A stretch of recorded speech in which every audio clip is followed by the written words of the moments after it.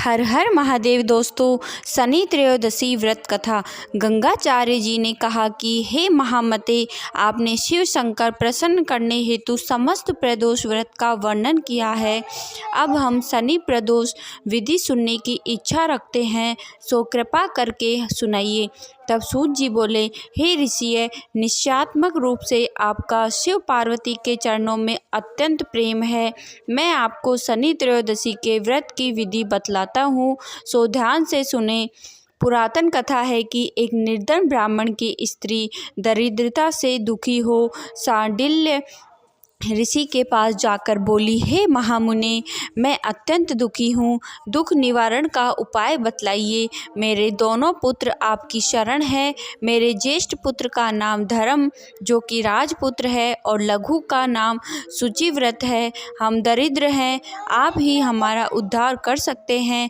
इतनी बात सुन ऋषि ने शिव प्रदोष व्रत करने की कहा। तीनों प्राणी प्रदोष व्रत करने लगे। कुछ समय पश्चात प्रदोष व्रत आया। तीनों ने व्रत का संकल्प लिया। छोटा लड़का, जिसका नाम शुचिव्रत था, एक तालाब पर स्नान करने को गया तो उसे मार्ग में स्वर्ण कलश धन से भरपूर मिला।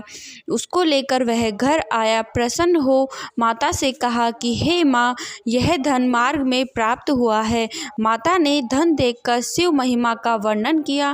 राजपुत्र को अपने पास बुलाकर बोली, देखो पुत्र, यह धन हमें शिवजी की कृपा से प्राप्त हुआ है, अतः प्रसाद के रूप में दोनों पुत्र आधा आधा बांट लो। माता का वचन सुन राजपुत्र ने शिव पार्वती का ध्यान किया और बोला, पूज्य, यह धन आपके पुत्र का ही है, मैं इसका अधिकारी नहीं हूँ। मुझे शंकर भगवान और माता पार्वती जब देंगे तब लूँगा। इतना कहकर वह राजपुत्र शंकर जी की पूजा में लग गया। एक दिन दोनों भाइयों का प्रदेश भ्रमण का विचार हुआ। वहां अनेक गंधर्व कन्याओं को क्रीड़ा करते हुए देखा। उन्हें देख शुचिव्रत ने कहा, भैया, अब हमें इससे आगे नहीं जाना है।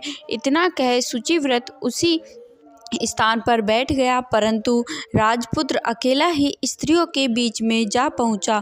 वहां एक स्त्री अति सुंदरी राजकुमार को देख मोहित हो गई और राजपुत्र के पास पहुंचकर कहने लगी कि हे सखियों, इस वन के समीप ही जो दूसरा वन है, तुम वहां जाकर देखो।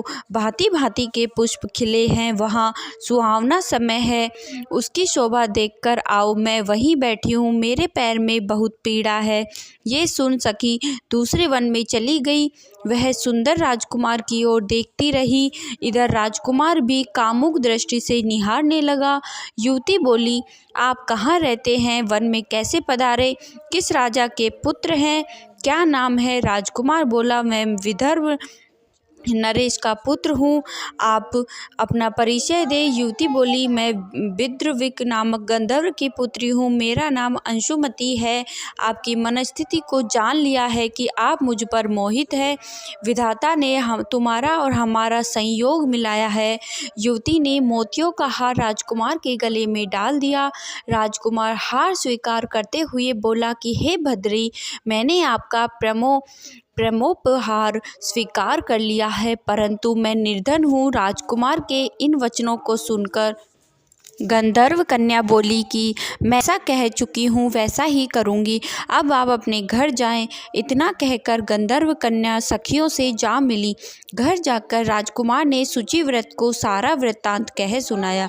जब तीसरा दिन आया, वह राजपुत्र शुचिव्रत को लेकर उसी वन में जा पहुँचा। वहीं गंधर्वराज अपनी कन्या को लेकर आ पहुँचा।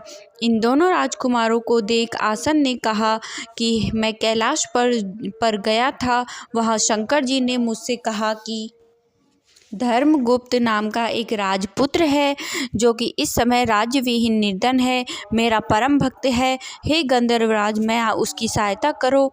मैं महादेव जी की आज्ञा से इस कन्या को आपके पास लाया हूँ, आप इसका निर्वाह करें, मैं आपकी सहायता कर राजगद्दी पर बिठा दूंगा। इस प्रकार गंधर्वराज ने कन्या का विधिवत विवाह कर दिया। विशेष धन और सुंदर गंधर्व कन्या को पाकर राजपुत्र अति प्रसन्न हुआ। भगवान कृपा से अपने शत्रुओं का दमन करके राज्य का सुख भोगने लगा। हर हर महादेव, हर हर शंभू।